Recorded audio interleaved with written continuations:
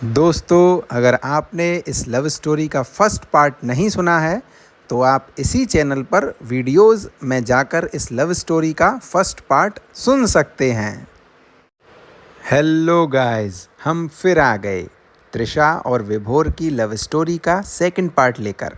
तो दिल थाम लो और कान में ईयरफोन डाल लो और एक शांत माहौल में बैठ जाओ और अपनी आंखें बंद करो और अपने दिल की धड़कन से कहो कि इस लव स्टोरी में पूरी तरह से डूब जाए। तो हो गए ना रेडी? हम वहाँ तक पहुँच गए थे जहाँ विभोर ने त्रिशा को उसके मम्मी पापा की एनिवर्सरी पे प्रपोज़ करने का प्लान बनाया था और उसके लिए चॉकलेट्स और रेड रोज़ भी लाया था। चलो अब मैं इसे आगे पढ़कर सुनाता हूँ। विभोर कहता है कि मैं त्रिशा के सामने अपना रेड रोज़ लिए खड़ा था और जैसे ही मैंने अपनी आंखें खोलीं तो वहाँ त्रिशा नहीं थी, वो वहाँ से जा चुकी थी। बस मैं अपने रोज़ और चॉकलेट लिए वहीं खड़ा रह गया और फिर मैं जैसे ही वहाँ से जाने लगा तो इतने में ही मेरी माँ ने मुझे देखा और मुझे आवाज़ लगाई। फिर मैं जब उनके पास गया तो उन्होंने मुझे खाना खाने के लिए बोला। उन्होंने कहा कि बेटा, हम सब खाना खा चुके हैं, बस तुम और त्रिशा ही रह गए हो। अब चलो तुम दोनों भी खाना खा लो। सुबह से तुम दोनों ही पूरे प्रोग्राम को अरेंज करने में लगे हुए हो। सच कहूँ तो मेरा खाना खाने का मन बिल्कुल भी नहीं था। मेरा मूड इतना अपसेट था जिसका शायद कोई आइडिया भी नहीं लगा सकता। मैंने जब त्रिशा को देखा तो वो अपनी माँ के साथ बैठी हुई थी। सच कहूँ तो उससे नज़रें मिलाने तक की मेरी हिम्मत नहीं थी। अब बस मैं यहाँ से अपने घर जाना चाहता था। तभी त्रिशा की माँ ने मुझे देखा और आवाज़ लगाई। मैं जब उनके पास गया तो वो बोली कि बेटा विभोर, तुमने और त्रिशा ने आज का ये प्रोग्राम बहुत अच्छे से ऑर्गेनाइज़ किया है। हम सभी लोग बहुत खुश हैं। मैंने उनकी तरफ देखा और मुस्कुराया और उनसे थोड़ी बातें भी की। फिर मैं अपने घर की तरफ जाने लगा। मैं जा ही रहा था, इतने में ही मेरे मोबाइल पे एक मैसेज आया। मैंने अपना फ़ोन देखा तो वो मैसेज त्रिशा का था। उसने लिखा था कि कहाँ जा रहे हो। फिर मैंने चलते चलते रिप्लाई किया कि घर जा रहा हूँ।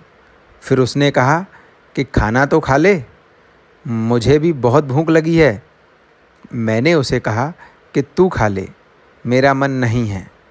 फिर उसका मैसेज आया जिसमें लिखा था कि मैं अभी कैसे खा सकती हूँ, मुझे तो पहले वो चॉकलेट खानी है जो तू मेरे लिए लाया है और मुझे वो रोज़ भी चाहिए। मैंने उसकी तरफ देखा और मुस्कुराया। मुझे तो मानो मेरी जान ही वापस आ गई हो। इतने में फिर से उसका मैसेज आया और उसमें लिखा था कि चल, अब तू मेरा बॉयफ्रेंड है तो मेरे लिए एक प्लेट में सारा खाना रख कर ला और मुझे ला कर दे, मुझे बहुत ज़ोर की भूख लगी है। सच कहूँ तो उसके इतना कहते ही मुझे इतनी खुशी हुई जो शायद मैं एक्सप्रेस भी ना कर पाऊँ। उस रात वो एक मैसेज मेरी ज़िंदगी का ख़ास लम्हा बन गया। उस वक्त उस पार्टी में मुझसे ज़्यादा खुशी किसी के चेहरे पे नहीं थी। फिर क्या था, वो एक रात थी जिसमें त्रिशा मेरे साथ थी। उसके कान के झुमके और पैरों की पायल की एक अलग ही आवाज़ थी। उसका चेहरा आँखों में बसा लूँ ऐसी मेरी चाहत थी। पूरी ज़िंदगी उसकी खुशियों से भर दूँ जिसकी वो हकदार थी। मुझे अब ना किसी खुशी का इंतज़ार था और ना ही किसी की आरज़ू थी। बस वो मेरे साथ थी और ज़िंदगी मेरे पास थी। वो हमारा एक वक्त था जब खुशियों की बरसात थी। उसका मुस्कुराता हुआ वो चेहरा मेरे सारे गम भुला दे ऐसी मेरी फरमाइश थी। बस वो मेरे साथ थी और ज़िंदगी मेरे पास थी। उसके साथ हर वक्त ये सारा समय कब गुज़र गया पता ही नहीं चला। हम कॉलेज में आ गए। कुछ सालों में हमने कॉलेज भी कंप्लीट कर लिया। वो अब पढ़ाई में भी होशियार हो गई थी क्योंकि उसके साथ मैं जो था, हम दोनों का ही कॉलेज कैंपस प्लेसमेंट भी हुआ। वो पुणे और मैं मुंबई में शिफ्ट हो गया। हमारी लॉन्ग डिस्टेंस रिलेशनशिप भी बहुत अच्छे से चली। जब हम महीनों तक एक दूसरे से नहीं मिला करते थे, बट बातें किए बिना भी नहीं रह पाते थे, चाहे वो कॉल करे या मैं, पर हम डेली एक दूसरे के साथ कनेक्ट रहते थे। मैंने तृषा को अपनी पूरी ज़िंदगी का पार्टनर बना लिया था, क्योंकि मैं जानता था कि तृषा से बेहतर मुझे कोई और नहीं समझ सकती, और मैं भी उसे उतनी ही रिस्पेक्ट दिया करता था। मैं हर दिन मॉर्निंग में उसके कॉल करने पर ही उठता था। उसे पता था कि उसके मुंह से गुड मॉर्निंग सुनने के बाद ही मेरी आंखें खुलती हैं। मुझसे दूर होते हुए भी वो मेरे लंच और डिनर का इतना ध्यान रखती थी जितना मेरी माँ ने रखा है। हमारा ये फिक्स था कि हम हर महीने मिला करते थे, चाहे मैं पूना जाऊं या फिर वो मुंबई आए, बट एक पूरा दिन हम दोनों साथ गुजारते थे। उसके एक दिन का साथ ही मुझे इतनी एनर्जी दे जाता था कि मैं अगला एक महीना अकेले रह सकता था। जब भी वो मेरे पास आती थी तो मैं उसे कहता था कि चलो बाहर डिनर करने चलते हैं, बट वो कहती थी कि मुझे अपने हाथ का बनाया हुआ खाना ही खिलाना तुम्हें पसंद है। तो वो हमेशा मुझे अपने ही हाथ का बना हुआ खाना खिलाती थी। वो बहुत ही टेस्टी फूड बनाती थी। जब भी वो मेरे पास आती तो मैं अपने पूरे फ्लैट की सफाई अच्छे से कर दिया करता, पर वो आते ही समझ जाती थी कि ये सफाई मैंने आज ही की है। वो मुझे इतना समझती थी कि मैं अपनी पूरी लाइफ उसके साथ खुशी खुशी बिता सकता था। जब भी मैं उसे कुछ महंगा गिफ्ट दिलाता तो वो मुझे मना कर देती और कहती कि नहीं विभोर, तुम बस मेरे साथ हो, मेरे लिए यही काफ़ी है। ये सारे गिफ्ट्स तो हम बाद में भी खरीद सकते हैं। मैं बस यही सोच सोच कर गॉड को थैंक्स कहता कि मेरे पास तृषा है और अब मुझे कुछ भी नहीं चाहिए। तृषा मुझे सब कुछ बता देती थी कि उसके ऑफिस में किसने उसे प्रपोज़ किया, बट तृषा ने मना भी कर दिया और मेरे बारे में भी उसको बता दिया। वो जो चेहरे पे थी वही उसके दिल में था। उसकी इसी मासूमियत ने तो मेरा दिल ही जीत लिया था। धीरे धीरे हमारी जॉब लाइफ चेंज होने लगी। हम थोड़े बिज़ी भी रहने लगे।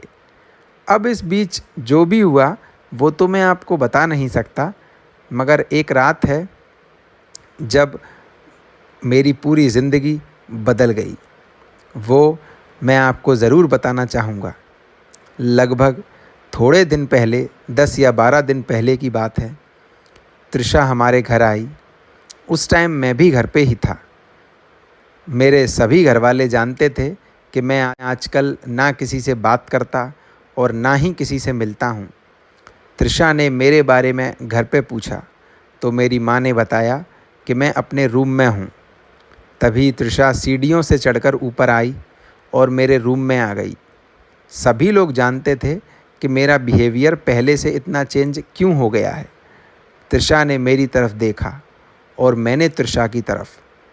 जैसे ही हम दोनों की आंखें मिली, उस वक्त मैं खुद को कंट्रोल नहीं कर पाया, पर उसे देखते ही मैंने कुछ भी रिएक्ट नहीं किया, बस अपना मुंह फेर लिया, क्योंकि अब तृषा के बालों में सिंदूर और गले में मंगलसूत्र था। हाँ, उसकी अब शादी हो चुकी थी और ये सब मैं कभी नहीं देख सकता था।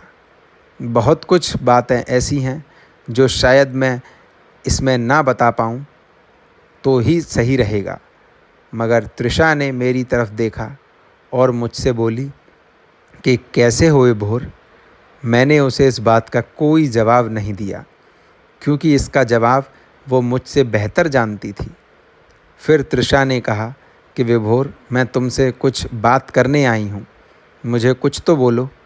फिर मैंने कहा कि तृषा, अब हमारे बीच बात करने के लिए रह ही क्या गया है। तुम अब बात करने आई हो, और मैंने तुम्हारी शादी से पहले कितनी कोशिश की तुमसे बात करने की। तृषा प्लीज़, तुम यहाँ से चली जाओ। मैं नहीं चाहता कि अब हमारे बीच कोई बात हो।